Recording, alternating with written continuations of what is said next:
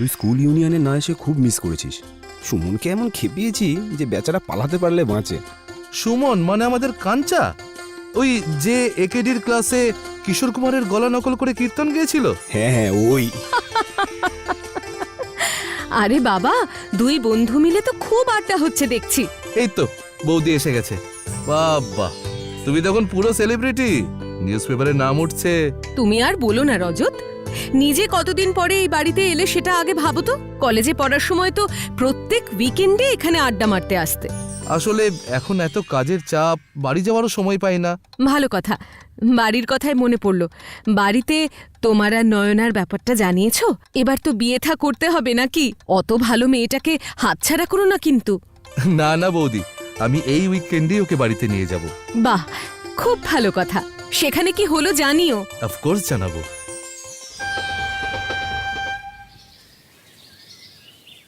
আমি জানি না মা তোমার আমাদের কেমন লেগেছে, তবে আমার কিন্তু তোমায় খুব পছন্দ হয়েছে। তুমি খুব লক্ষ্মীমন্ত মেয়ে। তার মানে তোমরা আমাদের সম্পর্কটা মেনে নিচ্ছ মা? তোমরা আমার উপর রাগ করোনি তো? রাগ তো অবশ্যই করেছি। ও মা, ও আবার কি কথা? এতে আবার রাগারাগির কি হলো? ছেলে বড় হয়েছে, কাউকে নিজে থেকে পছন্দ করে এনেছে, এ তো ভালোই হলো। তুমি হয়তো একটুতেই গলে যাও, কিন্তু আমি তোমার মতো অমন দুর্বল মনের না। কাকাবাবু, আপনি প্লিজ কাকিমার ওপরে রাগারাগি করবেন না। আপনার যদি আমার কোনো কিছুতে খারাপ লেগে থাকে তাহলে প্লিজ আমায় বলুন। না না মা, তুমি ভুল করছো। আমি তোমার উপর রাগ করিনি। রাগ হচ্ছে আমার ওই উজবুকটার উপর। তুই নয়নামাকে এ বাড়িতে আনতে এত দেরি করলি কেন? আগে আনলে তো কবেই আমরা ওকে পাকাপাকি ভাবে এ বাড়িতে নিয়ে আসতে পারতাম। সত্যি বলছো বাবা? আমাদের সম্পর্কে তোমাদের কোনো আপত্তি নেই? আরে না রে বাবা, এত মিষ্টি একটা মেয়েকে আমরা বৌমা হিসেবে পাবো, তাতে আপত্তি করব কেন? তুই বরং বৌমাকে আমাদের গ্রামটা ঘুরিয়ে দেখা। আমি একটু বাজার থেকে একবার ঘুরে আসি।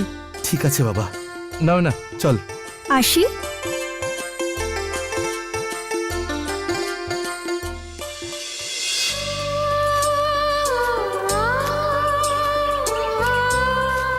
কিরে, কেমন লাগলো আমাদের গ্রাম? খুব সুন্দর। এমন টাটকা হাওয়া, এমন চোখ জুড়ানো সবুজ কলকাতায় কোথায় পাবো? যাক, শহরের মেয়ের যে গ্রাম পছন্দ হয়েছে সেটা জেনে নিশ্চিন্ত হলাম। ওখানে কি হচ্ছে? ও কিছু না, পঞ্চায়েত বসেছে। পঞ্চায়েত মানে গ্রাম পঞ্চায়েত? আমি সারা জীবন সিনেমাতেই দেখেছি। হ্যাঁ, আমরা কি একটু সামনে গিয়ে দেখতে পারি? এমন করে বলছিস যেন পঞ্চায়েত না, প্যারিসের আইফেল টাওয়ার। চল দেখি আনি। কি ব্যাপার বৌমা, তুমি এখানে? তোমার কি এমন অভিযোগ যে এতগুলো পরপুরুষের মাঝখানে এসে বসতে হলো?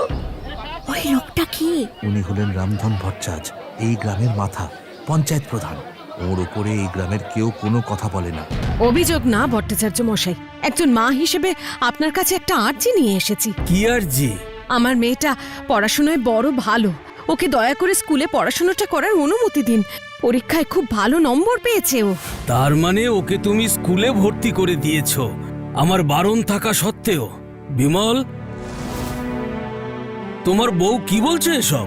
ভর্তি করেনি ভট্টাচার্য মশাই, ওই ভর্তি করানোর পরীক্ষা দিতে নিয়ে গিয়েছিল। আমি বাড়িতে থাকলে কিছুতেই যেতে দিতাম না। ওমা, এ কি কথা? বাবা হয়ে মেয়েকে স্কুলে ভর্তি করতে চায় না? ভট্টাচার্য মশাইয়ের হুকুম আছে, এই গ্রামে যেন কোনো মেয়ে পড়াশোনা না করে। হোয়াট? কেন যেতে দিতে না বাবা? ভাই তো রোজ স্কুলে যায়, তাহলে আমি কেন যেতে পারবো না? এইটুকু মেয়ে হয়ে বাবাকে প্রশ্ন করছিস? দেখো সবাই, বাড়িতে দু পাতা পড়েই এই অবস্থা। স্কুল কলেজে পড়লে আর দেখতে হবে না। এই জন্যই আমি আবার সবাইকে সাবধান করে দিচ্ছি, গ্রামের মেয়েরা যাতে পড়াশুনো না করে। যে মেয়ে পড়াশুনো করে তার উপরে ধ্বংসের কালো ছায়া পড়ে। সেই মেয়ে যেখানে যায় সেখানেই সব নষ্ট করে দেয়। অপয়া অপয়া হয়ে যায় সেই মেয়ে। What nonsense! এসব আপনি কি বলছেন? এসব মধ্যযুগীয় কথার কি মানে? এই নয় না, কি করছিস কি তুই? চুপ কর। এ কি, তুমি কে? তুমি তো এই গ্রামের মেয়ে নও। প্রণাম নেবেন ভট্টাচার্য মশাই, ও আমার বান্ধবী। আমরা কলকাতায় এক কলেজে পড়াশোনা করেছি। কলেজে পড়েছে? মেয়ে হয়ে অতগুলো ছেলেপুলের সাথে গাদাগাদি করে এক ঘরে বসে পড়াশুনো করেছে। সেই জন্যই তো এই অবস্থা। আচার বিচার সহবত জ্ঞান কিচ্ছু নেই। না হলে অন্য গ্রামে এসে সেখানকার মান্যিগণ্যি বয়স জ্যেষ্ঠদের মুখে মুখে কেউ এইভাবে কথা বলে? ক্ষমা করবেন ভট্টাচ মশাই, ও ভুল করে। দাঁড়া রজত, আমাকে কথা বলতে দে। নমস্কার, আমার নাম নয়না পাল। আমি আপনাকে অসম্মান করার জন্য কোনো কথা বলিনি, কিন্তু এই 2025 সালে দাঁড়িয়ে কিছু কুসংস্কারের ভিত্তিতে আপনি একটা মেয়েকে পড়াশোনার অধিকার থেকে বঞ্চিত করছেন দেখে আমি কথা না বলে পারলাম না। কুসংস্কার? কুসংস্কারের তুমি কি জানো হে? 4টি বইয়ের পাতা উল্টোলেই সর্বজ্ঞ হওয়া যায় না। আজ অবধি এই গ্রামে যে মেয়ে পড়াশুনো করতে গেছে তাতে গ্রামের কোনো না কোনো ক্ষতি ঠিক হয়েছে। অপদেবতার চোখ পড়েছে। ওই অপয়া ছেলে মেয়েদের জন্য গ্রামে অনেক বিপদ হয়েছে। কি তাই তো? ভট্টাচ মশাই একদম ঠিক বলেছেন। আমার ঠাকুমা বলতো মেয়ে ছেলেরা পড়াশোনা করলে তাড়াতাড়ি বিধবা হয়। আরে শোনো, এই গ্রামেরই মেয়ে বিনি, ওর মাও লুকিয়ে লুকিয়ে ওকে বই পড়াতো। ব্যাস ওই অপয়া মেয়ের নজরে এই বাড়ির 5 বছরের ছোট ছেলেটা পুকুরে ডুবে মারা গেল। কিছু মনে করবেন না, এই যে আপনার ভাবনাটা, এটাই হলো কুসংস্কার যেটা আপনার মধ্যে আছে আর যেটা আপনি সকলের মধ্যে ছড়িয়ে দিতে চাইছেন। পড়াশোনা করা যদি এতই খারাপ তাহলে তো এই দিদিটা অপয়া, কিন্তু ও তো ভালোই আছে। দিদি, তোমার ভাইও কি পুকুরে ডুবে মারা গেছে গো? এ চুপ কর, তুই বড্ড বাচাল হয়েছিস না, যুক্তি দেখাচ্ছিস। সামলাও বিমল, এ বেলা মেয়েকে সামলাও, না হলে কিন্তু ফলাফল খুব একটা ভালো হবে না। কেন বাচ্চা মেয়েটাকে ভয় দেখাচ্ছেন?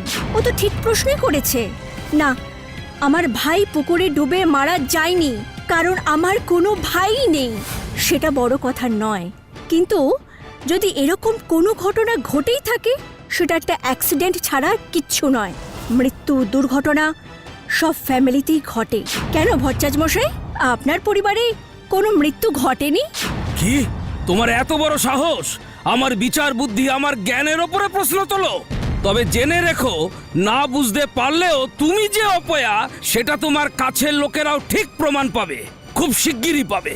আমার কথাটা মিলিয়ে নিও। যতই যা বলিস নয়না, সকালে তোর দুম করে পঞ্চায়েত সভায় কথাটা বলা কিন্তু ঠিক হয়নি। মালিনী বৌদি, তোরই কথাটা শুনলে কিন্তু খুব কষ্ট পেত রজত। নয়না, মালিনী বৌদির ব্যাপারটা আলাদা। ওর মতন বুদ্ধি, সাহস আর জেদ কি আমাদের আছে? ওর অসাধ্য কিচ্ছু নেই। আমরা চাইলেও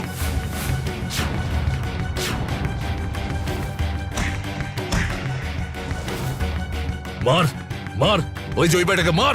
এই কে কে তোমরা? আরে আরে আমাকে মারছো কেন? ছেড়ে দাও, আরে ছেড়ে দাও, ছেড়ে দাও আমাকে, ছেড়ে দাও। কে আছো? বাঁচাও আমাদের, বাঁচাও, বাঁচাও আমাদের। খবরদার, আর একটা আঘাত যদি ওর গায়ে পড়ে তাহলে কিন্তু এটা ছুঁড়ে আমি তোমাদের মাথা ফাটিয়ে দেব। হ্যালোটা, না হলে কিন্তু ওর সাথে সাথে তোকেও। তাই নাকি? তাহলে এই নে। পালা পালা পালা পালা সবাই, এই মেয়েটা পাগল আছে, পালা পালা।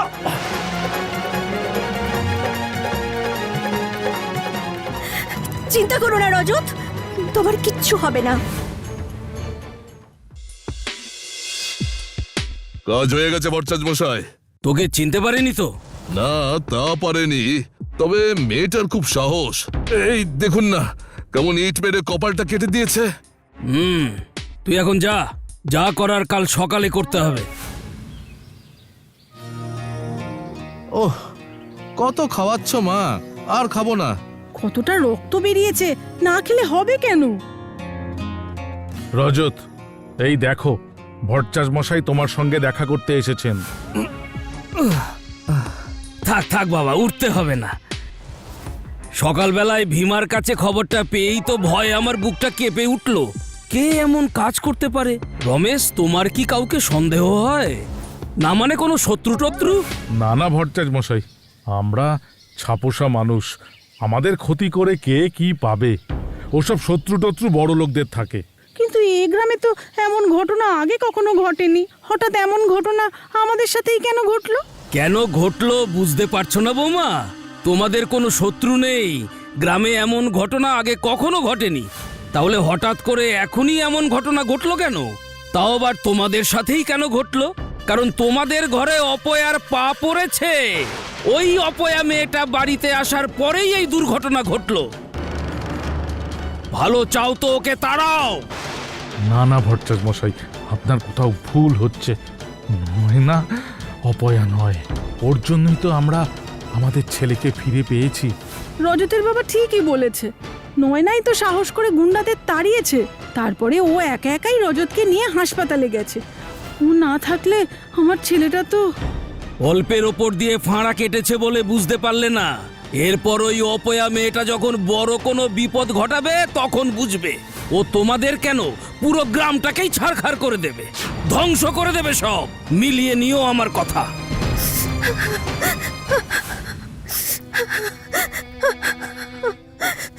তুমি কাঁদছো কেন নয়না?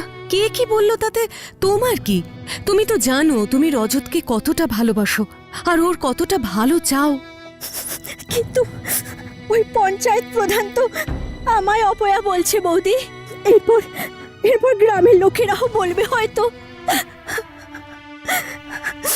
সত্যি তো, এর আগে তো রজতের সাথে এরকম কিচ্ছু ঘটেনি।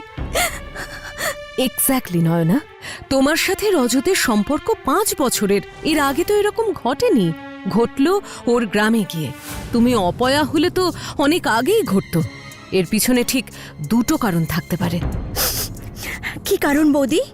হয় কেউ অন্ধকারে অন্য মানুষ ভেবে রজতকে অ্যাটাক করেছে, আর নয়তো তোমাকে অপয়া সাজানোর জন্য ইচ্ছে করে কেউ এটা করেছে। তার মানে তুমি বলতে চাইছো? না নয়না, প্রমাণ ছাড়া কোনো নাম নেওয়া যাবে না। আগে প্রমাণ জোগাড় করতে হবে। কিন্তু আমি একা এসব, এমনিতেই রজত বিছানায়। তুমি একা নও, আমি আজ রাতের মধ্যেই আসছি। রজতকে জানিয়ে দাও মালিনী বৌদি আসছে। ট্রেনটা এত দেরি করলো, না হলে তো সন্ধে নামার আগেই পৌঁছে যেতাম। এ কি, লোকগুলো ওরকম মুখ ঢাকা দিয়ে মশাল নিয়ে কোথায় যাচ্ছে দেখি তো। এই একটা, আর ওই ডান দিকের 2টো খেতে, মাঝখানের গুলোতে খবরদার যাতে আগুন না লাগে। যা যা যা, শিগগির যা। এই তোমরা কে? আগুন লাগাচ্ছ কেন? দাঁড়াও দাঁড়াও! এই তোরা পালা পালা পালা! দাঁড়াও বলছি।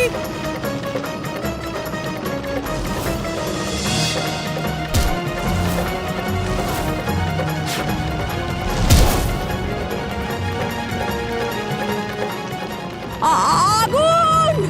আগুন! কে কোথায় আছো? আগুন লেগেছে!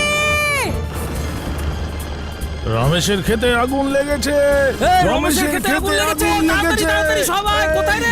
জল নিয়ে আয়, জল নিয়ে আয়! তাড়াতাড়ি! রমেশের খেতে আগুন লেগেছে! তাড়াতাড়ি তাড়াতাড়ি জল নিয়ে আয়, জল নিয়ে আয়! রমেশের খেতে আগুন লেগেছে! কে কোথায় আছিস? জল নিয়ে আয়, জল নিয়ে আয়, জল নিয়ে আয়! রমেশের ক্ষেত? রজতের বাবার নাম রমেশ না? নয়না তো ঠিকানায় তাই লিখে পাঠালো। ওই তো নয়না। নয়না! মালিনী বৌদি, তুমি এসে গেছো। দেখো না, রজতের খেতে আগুন লেগে গেছে। কেঁদো না নয়না, খুব বেশি ক্ষতি হওয়ার আগেই ব্যবস্থা নেওয়া গেছে। দিন দিন আমার মনে হচ্ছে সত্যি বুঝি আমিই অপয়া। না হলে আশেপাশের কোনো খেতেই তো লাগলো না।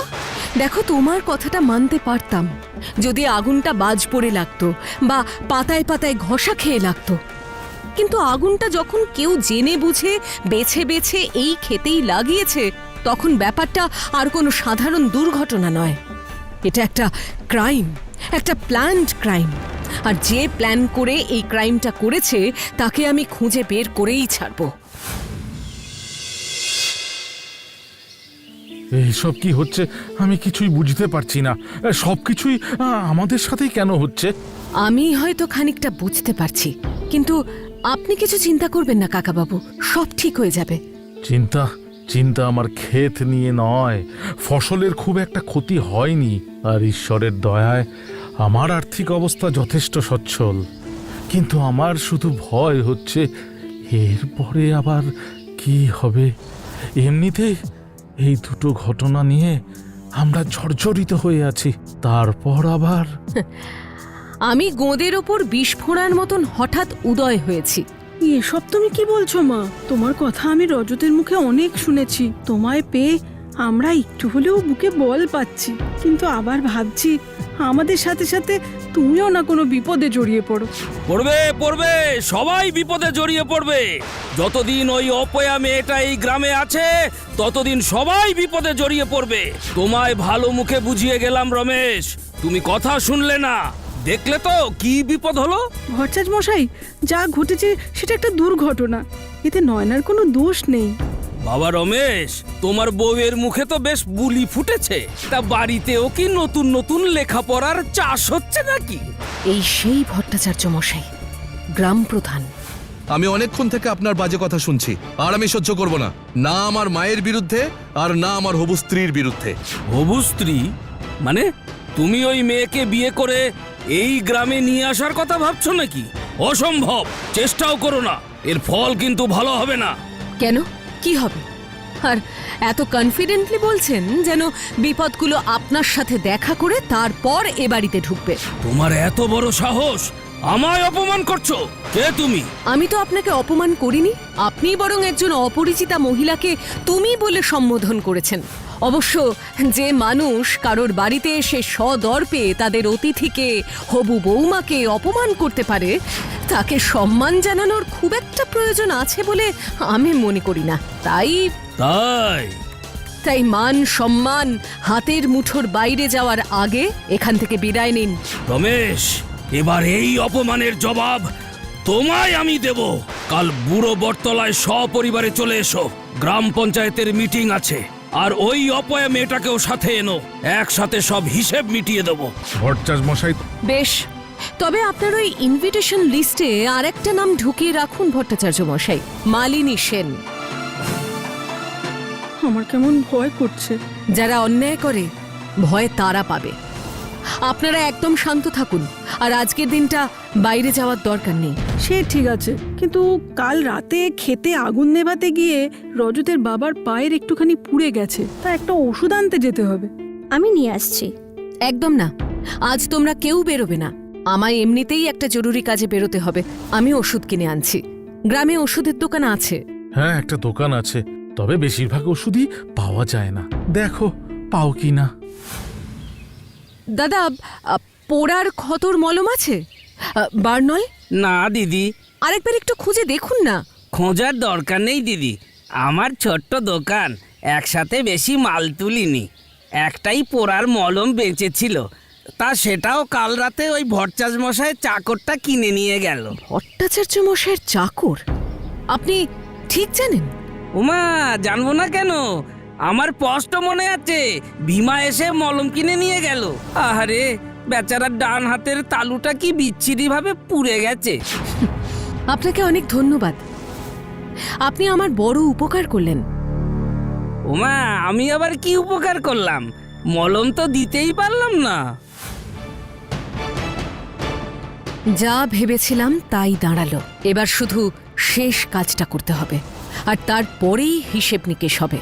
রামধন ভট্টাচার্য, তৈরি থেকো।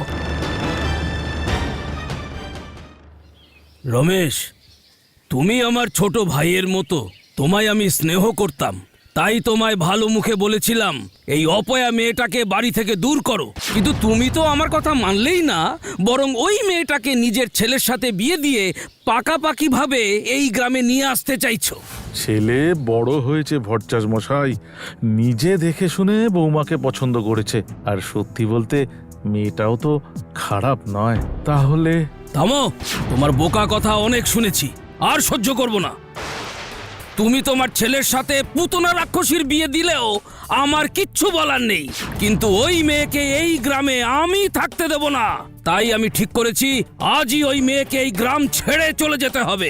আপনি ঠিক করার কে ভট্টাচার্য মশাই? একটা সভা যখন বসিয়েছেন তখন সবার মতামত জানাটাও তো জরুরি।